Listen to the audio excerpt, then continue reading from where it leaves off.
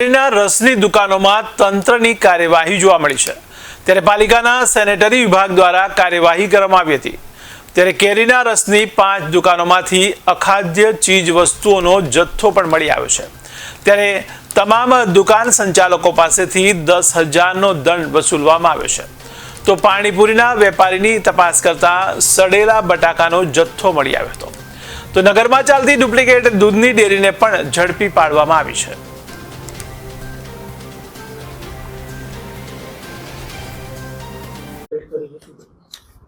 ઉનાળો ચાલુ થતાની સાથે જ નગરપાલિકા વિસ્તારની અંદર ઘણી બધી જગ્યાએ કેરીની દુકાન, રસની, જ્યુસની દુકાનો ચાલુ થઈ ગઈ છે અને ફૂડ પોઈઝનના બનાવો ના બને તેને ધ્યાનમાં રાખીને અમોએ અમારી ટીમ સાથે નગરપાલિકા વિસ્તારમાં 5 જેવી કેરીના રસની દુકાનોને ચેકિંગ હાથ ધરવામાં આવ્યું હતું, જેની અંદર અખાદ્ય ચાસણી તેમજ કૃત્રિમ રીતે કેરી પકાવતા નજરે પડેલા હતા।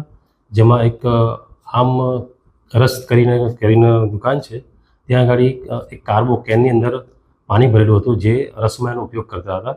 એ કાર્બાને તપાસ કરતાં પૂરેપૂરો સંપૂર્ણ કાર્બો લીલથી જામેલો હતો અને એ પાણીનો ઉપયોગ એ લોકો કરતા હતા, જેથી એને અમે સ્થળ પર જપ્ત કરી ઓફિસ લઈ આવ્યા છે અને લગભગ કેરીનો નાશ પણ, અખાદ્ય કેરીનો નાશ પણ કરેલ છે। અમે 10 લીટર જેવું અખાદ્ય ચાસણીનો પણ નાશ કર્યો છે સ્થળ ઉપર અને લગભગ 5 જેટલા વેપારી પાસેથી ₹10,000 જેવો દંડ વસૂલ કરેલ છે।